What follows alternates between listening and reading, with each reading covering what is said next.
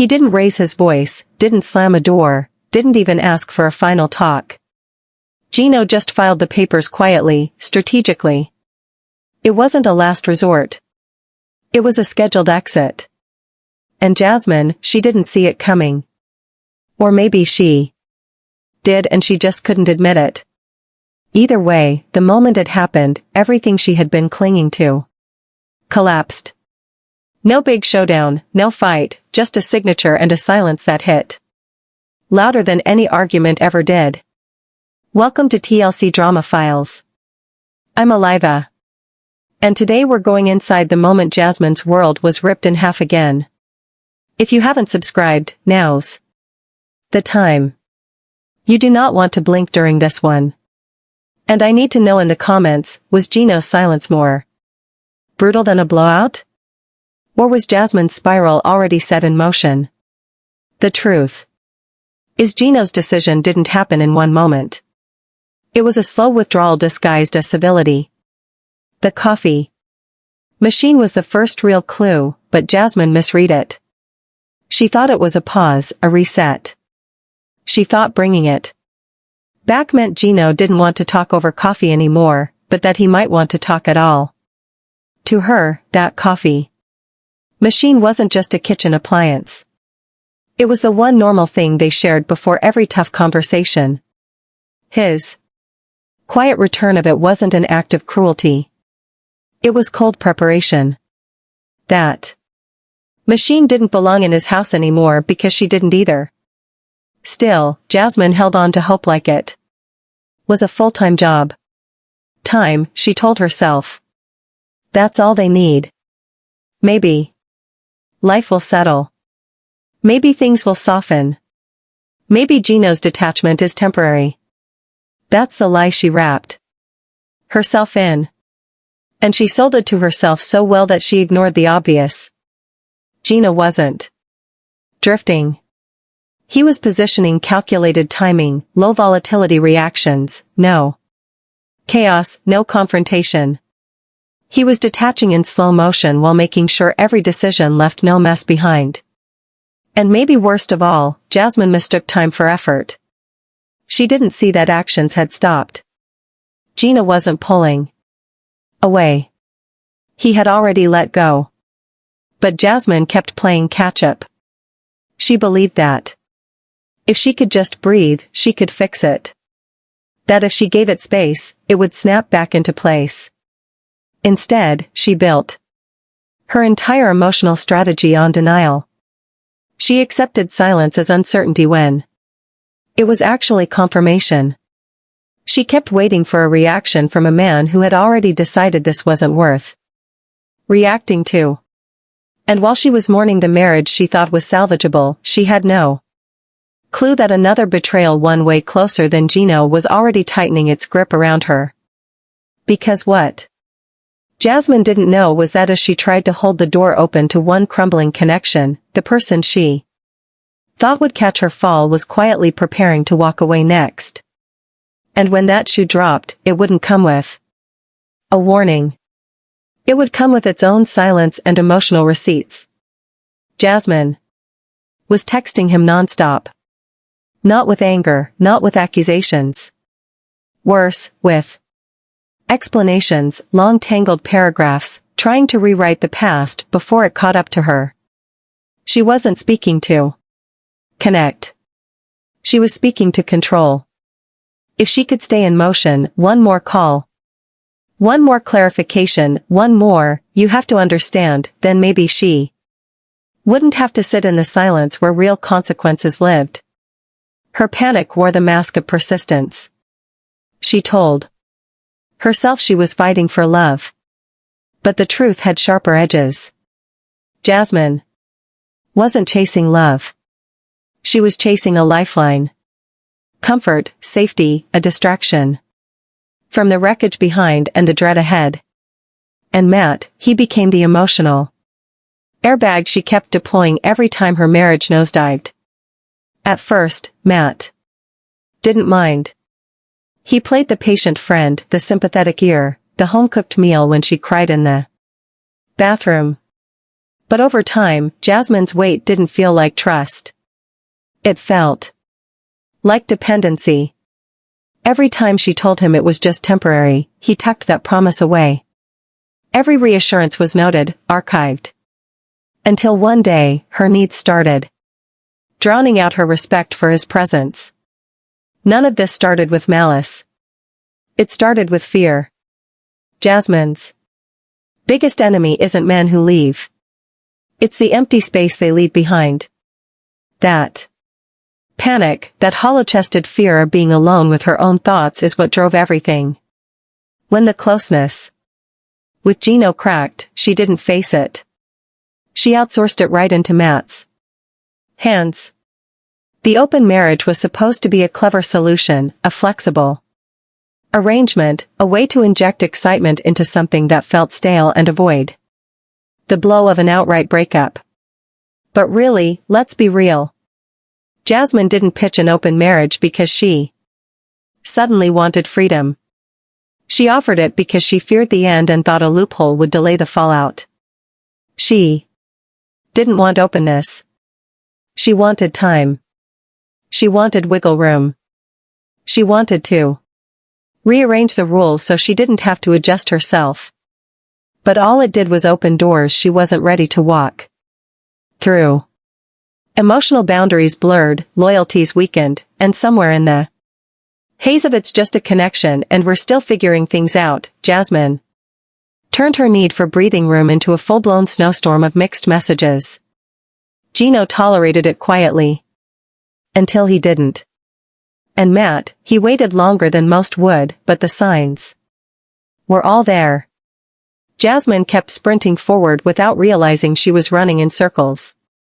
She'd call Gino after a tense silence, then cry to Matt about how cold his response was. Then she'd wake up, post a curated photo, text both of them different truths, and hope no one asked too many questions. And in that chaos, she missed the moment. Matt started pulling back mentally, emotionally, gradually. But he didn't miss a thing. He remembered every promise she made and everyone she didn't keep because Matt was watching it all and his silence was starting to sound a lot like Gino's. He didn't scream. He didn't accuse. He didn't even look angry. Gino just pulled out his phone, opened a folder, and held it toward her like he was showing her the weather. Calm, clinical, deadly.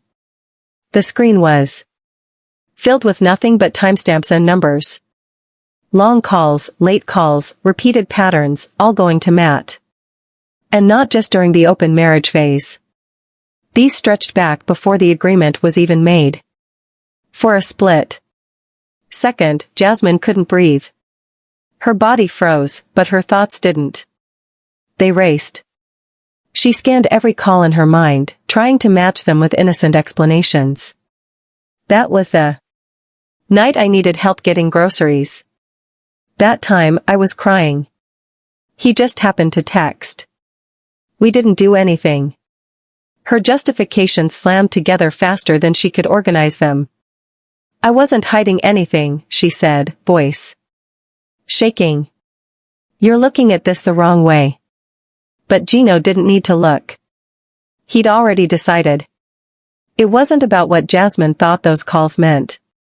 It was about what he saw when he scrolled through the logs alone at night, asking himself why he started feeling replaced long before Natalie ever entered the picture. She tried again. You know, I was struggling. I barely had support from anyone. He didn't blink.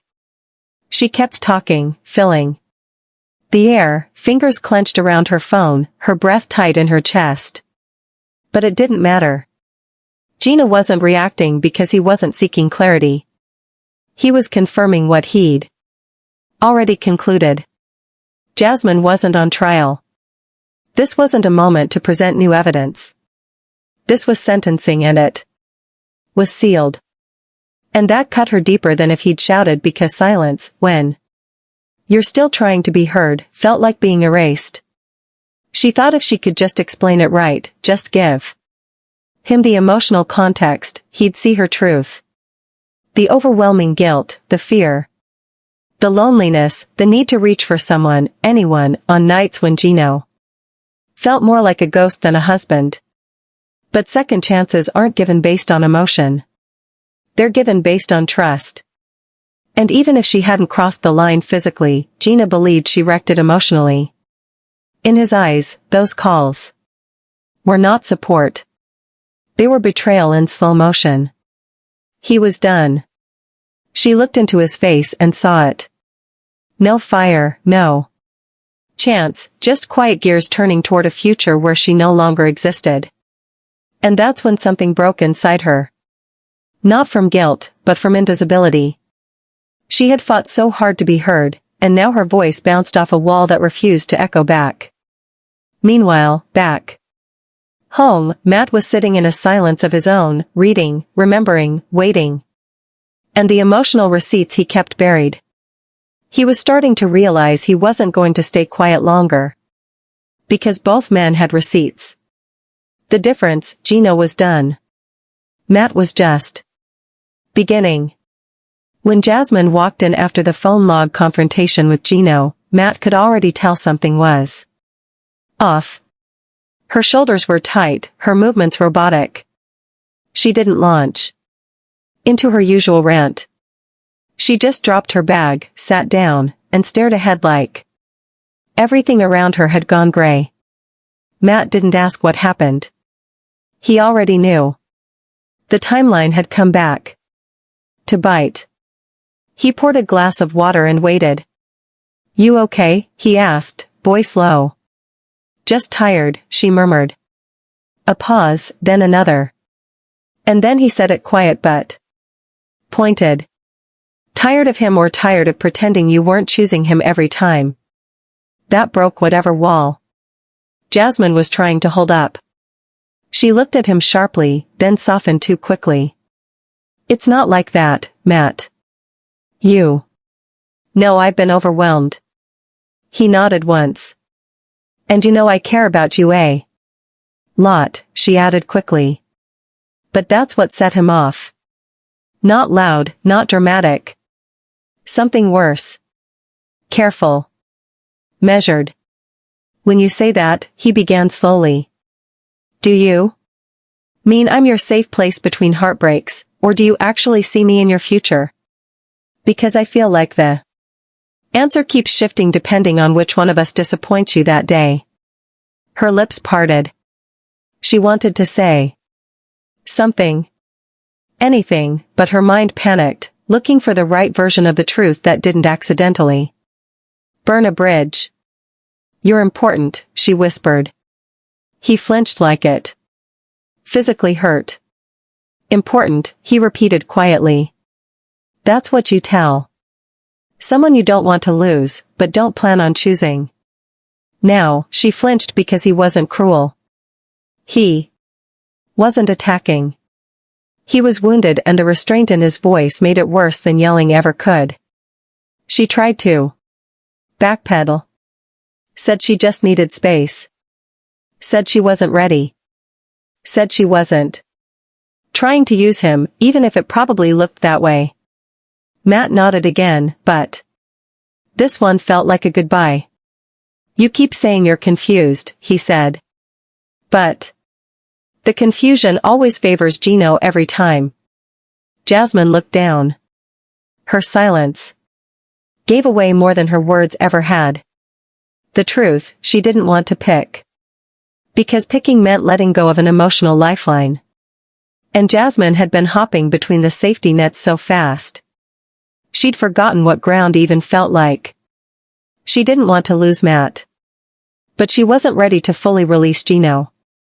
So, she sat in the middle, hoping feelings would align or timelines would make the decision for her. But indecision is a decision. And for the first time, both men had started to act like it. And right there, in the quiet.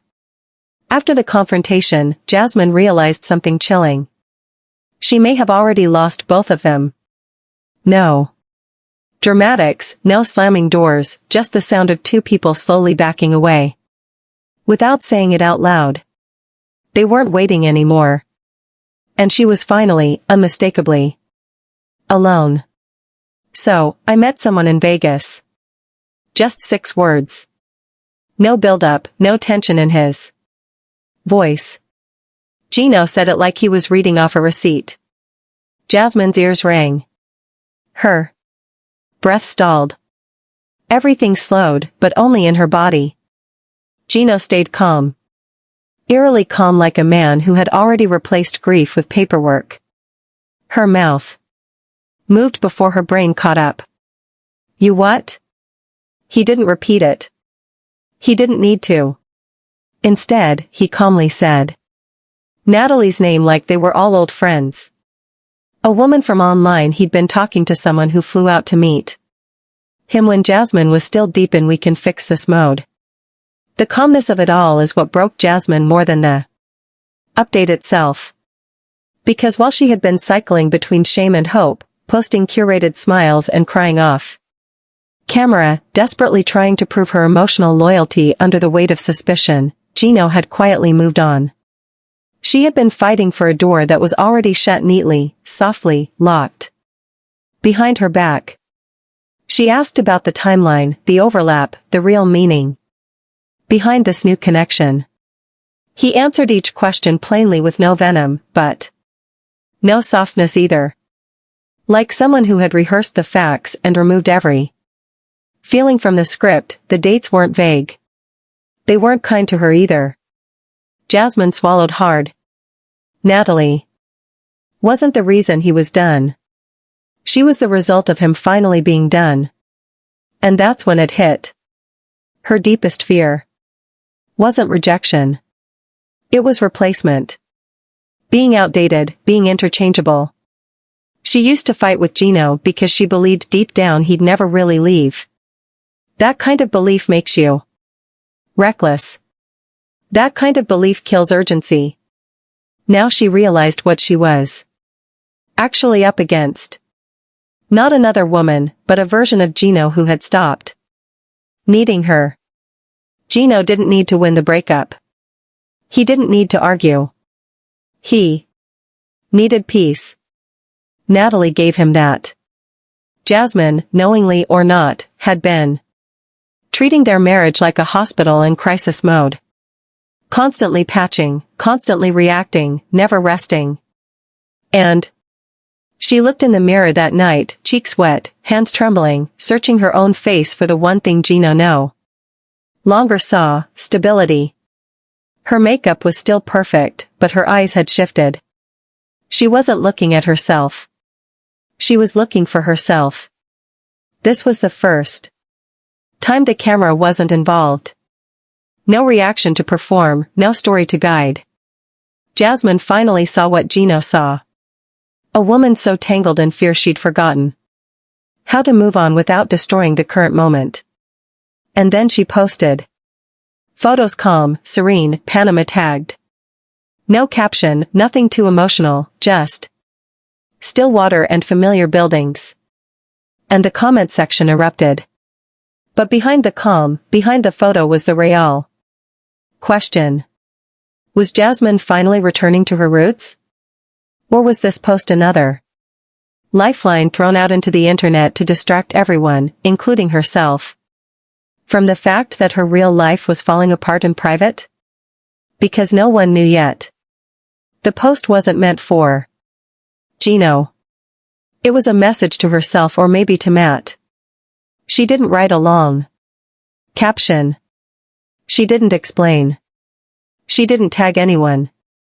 Jasmine just uploaded the carousel like nothing had happened. Nothing explosive, nothing humiliating. Nothing final, just soft light, ocean waves, a quiet glance over her shoulder. And a location tag. Panama, no context, no comment, no closure. But what hooked the internet wasn't the scenery. It was her hand, left hand, fourth finger, 2 rings, one that looked suspiciously wedding-like, one that looked new. And that was enough to send the comments into meltdown. Was she married again? Was this a throwback? Had Matt proposed? Was she still legally tied to Gino? Where was the baby? Why wasn't anyone mentioning the baby? Silence turned into speculation overnight. Fans zoomed in, flipped screenshots, built timelines, and conspiracies. And Jasmine, she stayed quiet. Not because she didn't see it happening, but maybe because she needed it to happen. Because while her real emotions were collapsing behind closed doors, she made sure her profile looked still, composed, curated. To most, it looked like strength. A woman reclaiming her narrative. But if you've been watching closely, you know better. That wasn't a comeback.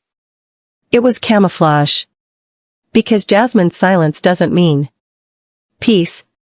It means panic. Whenever her emotions spiral, she reaches for the only form of control she thinks she can hold, perception. And overnight, her Panama Post became the latest version of that control.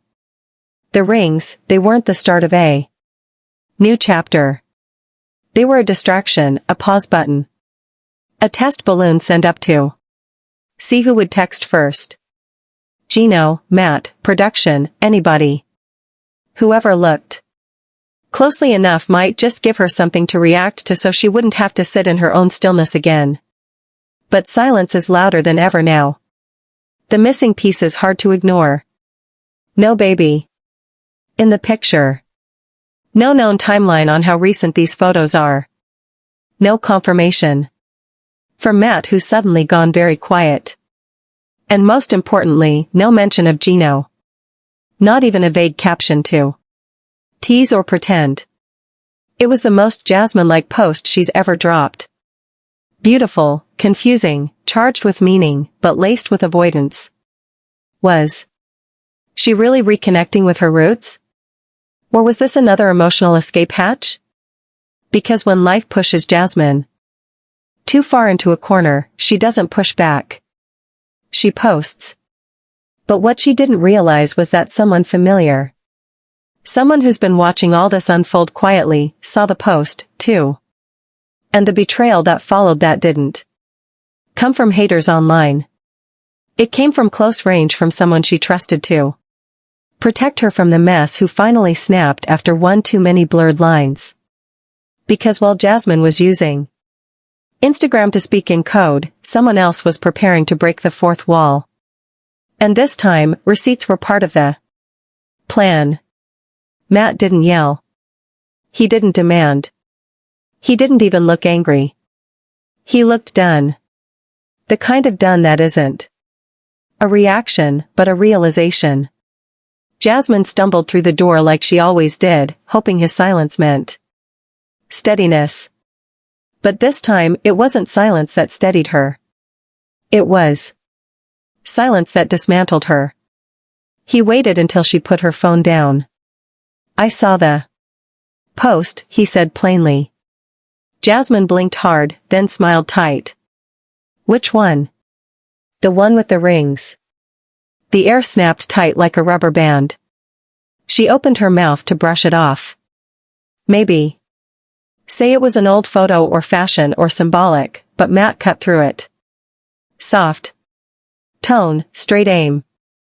I've been patient with you, he said. But you're not confused anymore. You're comfortable. You're buying time, and you're using me to hold up something you're too scared to put down yourself. Jasmine froze. Not because she didn't expect this. She did. But because someone finally said the sentence she's been terrified of hearing. You're not lost, you're hiding. It hit her harder than Gino's phone logs or Natalie's name, because Matt's not the man she thought she had to fight for. He's the one she never thought she'd lose. You don't understand, she said. Voice barely audible. I'm not trying to hurt you. Then what am I to you? He asked evenly. Am I your backup plan? A placeholder, someone to keep you emotionally fed while you wait out Gino's next disaster. Her instinct kicked in: deny, defend, distract. It's not like that. But he didn't let her drift into another labyrinth of half-truths and emotional fog. You lean on me when you're falling apart, but the moment you feel steady, I'm invisible. Do you even see how that feels? She didn't answer. Because to me, he continued, now blinking hard, it feels like I only matter when you're afraid. And I don't want to matter like that. His voice cracked slightly at the end. A ripple of vulnerability. He still hadn't forgiven himself for feeling. Jasmine didn't know where to look. Every wall suddenly felt too close. Every word felt jagged. I never wanted to lose you, she managed to say. More breath than sentence. And yet you kept pushing me aside every time Gino sent you a text. He replied, it's not about who you choose. It's about never choosing yourself.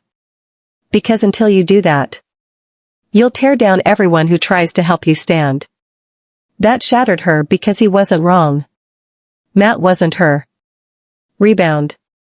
He wasn't her option. He was the one who studied her when everything else was fire.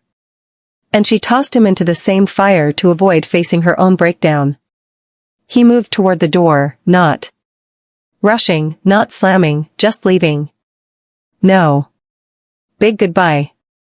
Just one last look. I need space for me this time.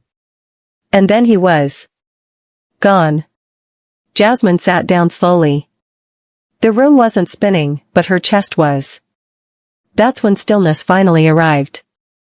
Not peace, not clarity, stillness. And it hit her like oxygen deprivation. She didn't reach for her phone. She didn't scroll old texts. She just stared. Face raw, breath jagged, arms wrapped around herself like they were the only thing holding her together. Because this silence wasn't between two people. It was inside her now. She'd played every survival card, hyper-explaining, emotional hopping, romantic reshuffling, and now the table was empty. Gina was done. Matt was drained. And Jasmine, she was still trying to make a future out of past choices that no longer had room to grow. And here's the worst part. She knew this was coming. There had been signs. Conversations that didn't land. Reassurances that sounded like goodbyes, distance that took the shape of politeness. But until Matt left the house, Jasmine had convinced herself he'd always wait for more time, for better timing, for a clear version of her intentions. She thought his kindness meant unconditional presence. She forgot that even the kindest hearts have boundaries. And just when the silence started to sink in, when Jasmine finally allowed the emotional weight to settle over her like a wet blanket, everything changed again. Not because of Matt, not because of Gino, because of production. Because back on set, behind the curtain of the show she thought she could still control, producers had already set their wheels in motion. And the next on-camera moment, it wasn't about Jasmine's healing. It was about ratings. And she would learn very quickly that stillness was a luxury the show wasn't interested in letting her feel. Not when the cameras were finally rolling on her lowest point. The lights were hot, but the room was cold. Not from temperature. From tension. Jasmine had done this dance before. Mic up. Smile just enough. Let the tears fall in a way that says vulnerable but not messy. Hit the emotional beats that producers gently hinted at, then wait for someone to ask if you're okay, but only once the camera stopped. But this time, she couldn't control the script. Her breathing was uneven backstage. Her hands were shaking, pressing into her lap to look like subtle jitters, but everyone nearby saw it for what it was, a full-body tremor dressed in denial. A producer crouched beside her. Soft voice, reassuring eyes, but Jasmine could feel the checklist behind the concern. Do you want to reshoot that segment or just keep going with where you are? Emotionally right now? Where she was emotionally shattered, that's where. But even now, even here, it wasn't about healing. It was about coverage. Coverage of her collapse. Coverage of her silence. Coverage of a 3-season story. Arc melting into real-life consequences in HD. The cameras didn't blink. The crew didn't blink. But Jasmine couldn't breathe. Whatever was happening to her wasn't reality TV real. It wasn't a scripted climax or a storyline twist. It was a panic attack. Real tears, real freeze, real fear. And suddenly, she realized she didn't own any of it. Not even her own sadness. Her breakdown had producers leaning in. That emotional derailment that was contempt.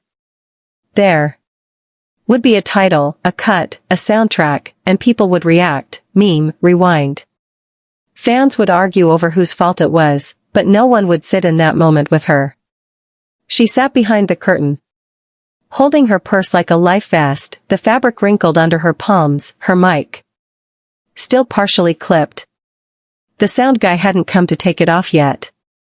Not because he forgot, but because the room went still. No one wanted to interrupt a breakdown that might still be recording something usable. That was when it dawned on her. Maybe her life hadn't been lived for herself in a long time. Every big decision, every conversation, every fight, was it for her or for the storyline? The constant push to look dramatic but redeemable, broken but brave, soft but spicy. It blurred her real motives. Was she in love or in too deep with a version of love people expected her to choose? Was she fighting for marriage or for the idea of herself she had built around Gino? Was Matt her healer or her holding pattern? And then her phone lit up. No notifications all day. But this one came in big, bold, unexpected. A name she hadn't seen in weeks. Not Gino, not Matt, someone else entirely. And in that moment, the set vanished. The cameras faded. Even the panic paused because what appeared on that screen could flip everything.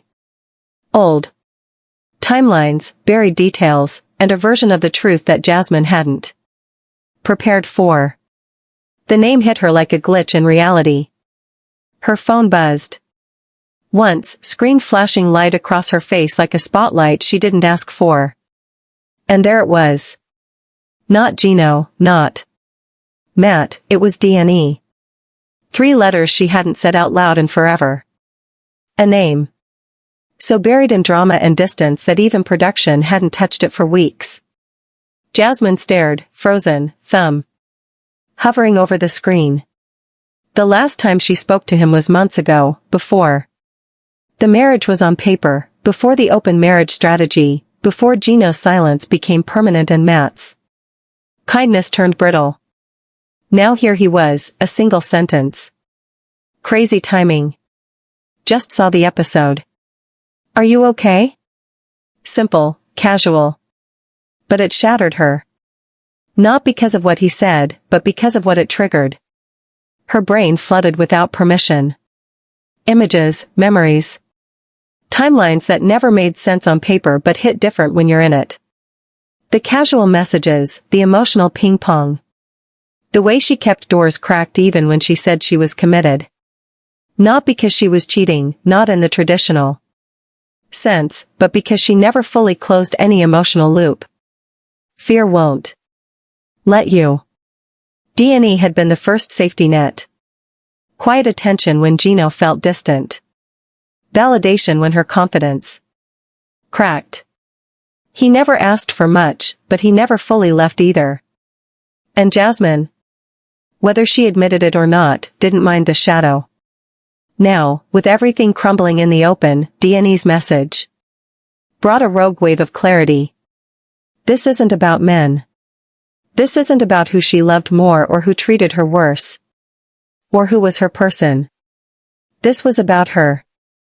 Her inability to stand in silence without reaching. Her refusal to sit in pain without distraction. Every connection had been a bridge out of her. Fear. None of them built from stability. She stared at the text, not with excitement, not even anger, just stillness. This time, she didn't panic. She didn't type back. She didn't rush to screenshot or tell a friend. She inhaled deeply and looked in the mirror. No ring, no makeup, no lights, just her.